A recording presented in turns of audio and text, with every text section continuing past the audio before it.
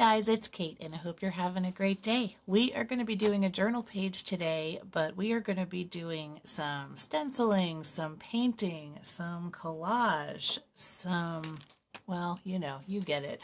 But I also want to feature this little cutter today, and that is one of my main reasons for doing this video. I got this, I don't remember where, and I've had it for a little while, and I haven't used it, and I just tried it and it works like a dream. So we're going to use this today too. This is a Fisker's cutter, basically, that you use with your finger so that you can just cut like in a more natural way. So we'll use that today. I grabbed some of my handmade collage papers that we did together. I even have some scraps over here. So let's get started. And I think on my base layer, I want to do a stencil background. And so I grabbed this. I'm not taping my page today. So I'm just going to kind of butt this up against my spiral. And so that will give me kind of a natural border on that side. And then I'm just going to move it so all the edges are off of the page. So it's going to be edge to edge stencil, except for this left side border. And then I'm just going to make sure to hold that in place.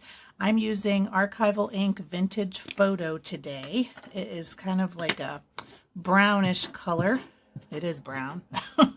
And I'm just going to start rubbing this over my stencil. So this is going to leave kind of a nice blended surface with a bit of a pattern.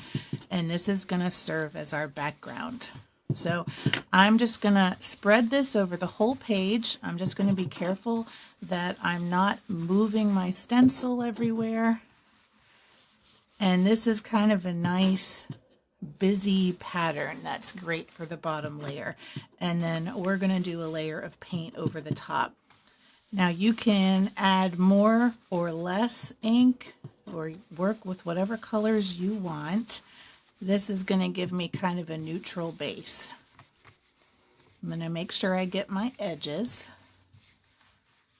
and just make sure I'm getting my corners and filling it in pretty well. And if you want to check, you can kind of do a lift and you can see our pattern there. And I really like that coverage level, so I'm just going to keep going. Okay, I'm back and I grabbed a couple of acrylic craft paints and I'm actually going to zoom you in just a little bit. There we go. And I am going to make kind of a box, sort of in the middle, but just offset from center a little bit. I have this toasted almond and just some plain white, and I'm just going to put a couple little dollops right on my page. I'm going to put a decent dollop of white and a little dollop of this toasted almond. I want it to be pretty light, but just kind of spread out a bit. And I'm going to grab my flat brush and moisten it a little bit and just start adding that in.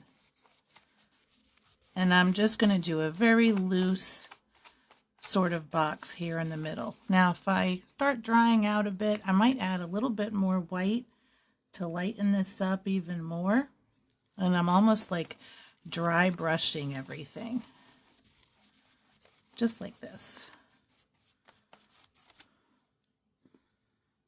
And I'm just adding little by little.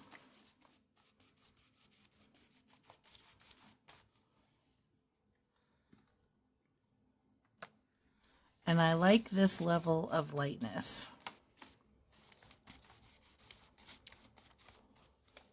All right.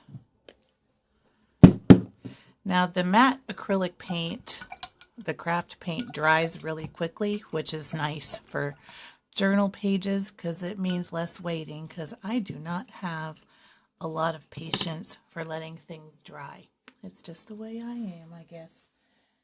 Okay, so while this is drying, I'm going to set this aside.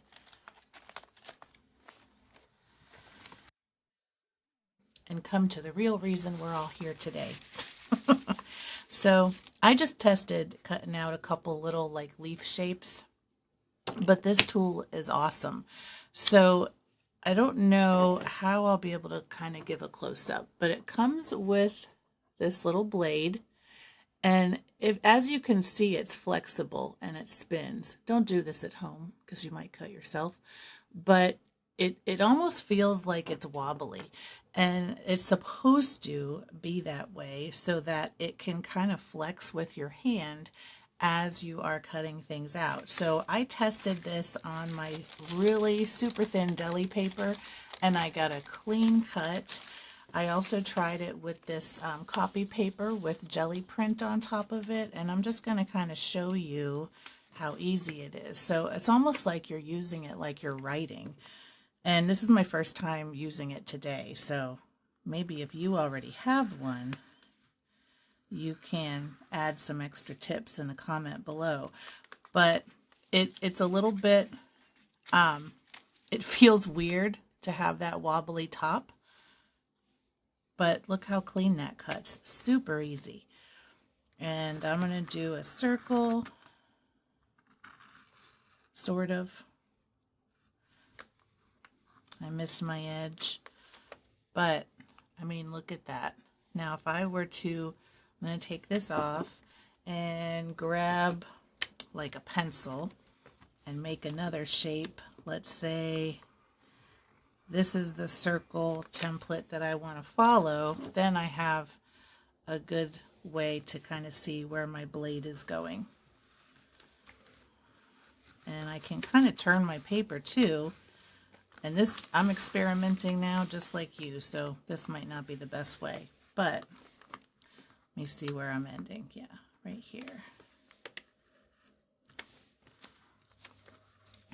So now I've got my cutout. And there it is. So I thought on top of that painted and stenciled background, we might do a little bit of a collage. So I've got my little cutting mat here and my little tool. And I wanted to make a bit of a pot of flowers. And I have this kind of metallic coppery magazine page that we did. And so what I think I'm going to do is just use my like a ballpoint pen or something, or maybe a fine liner. I'm just going to grab one and I can make kind of a thin line, but I'm going to just sketch out a little pot with my black marker. And this will be a start for our collage. So I'm just going to start a little bit away from the edge, come down,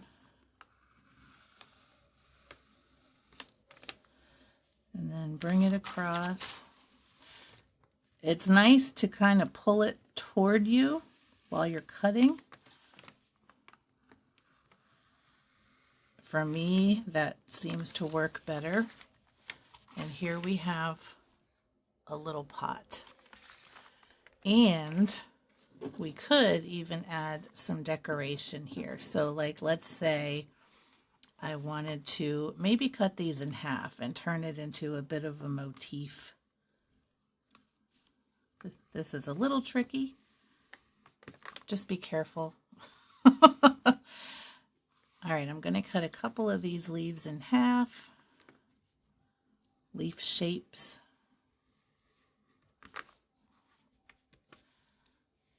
And then we could even decorate this with collage. I like that. Okay, so what I'm going to do is grab my glue stick and get these attached. And I'm just going to put the glue stick right on my little pot.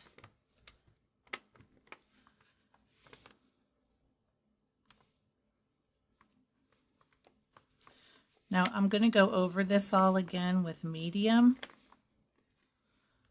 but I was really excited about experimenting with this. Okay, I think I'll do my center one next. So we have ourselves a little planter. Okay, so I've got some other elements here And I'm going to actually draw in our plants and stuff, but I'm going to grab this paper and we're going to do some flowers. So I'm going to grab my fine liner again, and I may actually trace over. You know what? I'm going to cut around a few of these little flower shapes that I've already got from my old stencil. This is another jelly print.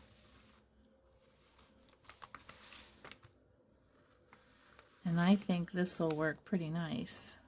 It does take a little bit of getting used to, but the cutting is so good. Okay, we've got some elements there. We've got some flowers on here too. I'm going to set these ones aside and pick out a few little pieces from this. And I like this big round one here. I don't know, this might be a little bit too big, but we'll just see. Now I kind of like this peach color here. I'm going to maybe do a few little buds. Got some little scraps over here too. Ooh, look at that. I like that piece. This is great and awkward all at the same time. Okay, let's cut out a couple of these little dots. And then I'm also going to cut out a few little round shapes for my smaller flowers in the back. Okay, I've attached my little purple circle centers to those, and I think I kind of like this. This is sort of funky, so I'm going to keep this and just glue these down too. Now you can use matte medium or something else if you want, and what I'll probably do is seal everything in after I get it all down. But this is just a way to put it together quickly so that it doesn't have to have a lot of drying time. All right, I think we've got some good stuff so far. Now I have these also, but I think I'm going to leave those as is.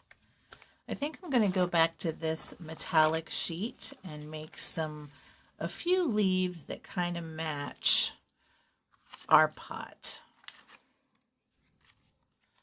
So I'm just going to set this all aside and then cut a few leaf shapes. Okay. I'm going to do a few different sizes so that I have some that can be sort of a contrast for those flowers, so that the flowers aren't just overtaking the whole thing. So we'll have a little bit of a variety of sizes. I think the only thing is it's a little weird because it's such a fine cut that I don't really know if I've completed it. But I think what helps is if I'm doing a little bit of overlapping.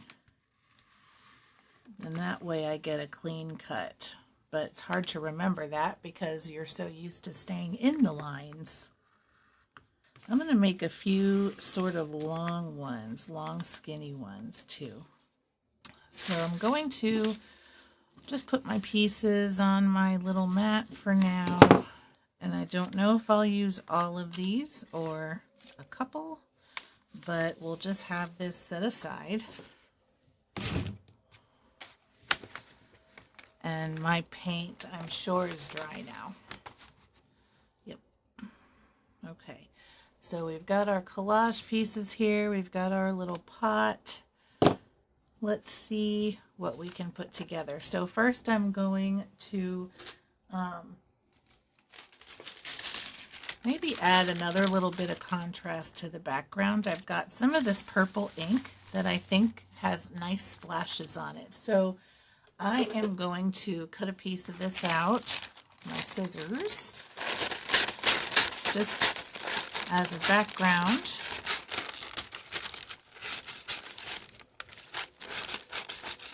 And it'll be a second layer of texture. And just grab my matte gel quickly. Actually, you know what? Yeah, I'll grab the matte medium.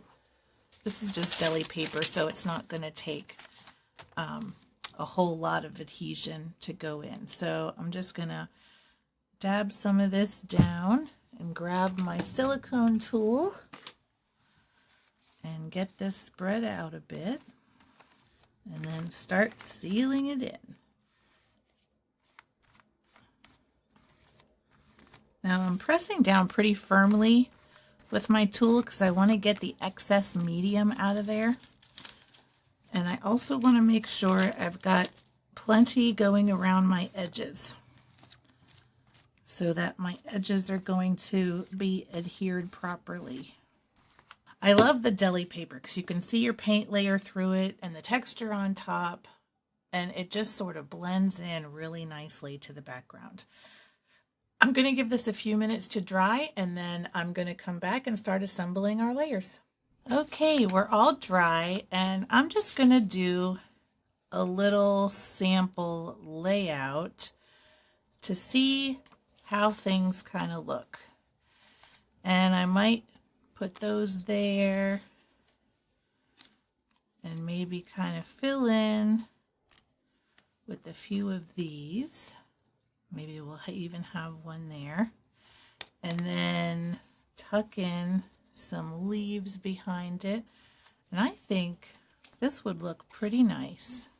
I kind of like that little arrangement. I might move it down just a bit. So I will start with my little pot and get it placed. And what I'm going to do is seal all this in after with some matte medium, or maybe even the gel. Okay, so I've got my pot down, and now we're stuck, so we can start building everything in. So I think this one is going to be, well, actually, you know what? This one will be next. I'm just going to have that kind of floating off to the side. And then I'm going to add our next piece here, coming out of the pot. Just like that. It's kind of tricky when you have the layers, because then you're kind of like, okay, what do we want next on here? I think I'll put this one down next. Now, I want these ones to be kind of over these. Let's see. Yeah. I'm going to put this leaf over here. All right, I've grabbed my navy blue Posca, and I'm just going to sketch around some of these petals to add a little more contrast to this. And I'm going to go over some of those original stencil marks and then add just some little sketchy marks here. I just need to make sure that I'm kind of stopping every now and then and looking to see if there's anywhere where, you know, I want to add something or stop. I'm going to add a couple little leaves to that, or a couple little lines to that one. I think that looks pretty good. All right, I'm going to grab my white, and I'm going to add some little details, and this will help with some more contrast. And I think we're done here. I love this page. This might be one of the only times recently that I've just used collage, but let me give you the close-up. And you can see all the texture from the papers and the jelly prints all kind of put together, the sketchy doodles. I mean, you can take this as far as you want it, but If you just find some papers that you like that kind of go together and they already have so much texture, you can just cut them out. Also, this tool is pretty awesome. I'm going to have to play with it more because there is a bit of a learning curve with it, and I'm pretty sure I did some things that could have cut my finger off, but we'll get some practice in and maybe some other videos. So I hope you enjoyed this video today. Thanks for watching. Please give it a try, and until next time, keep creating. Bye.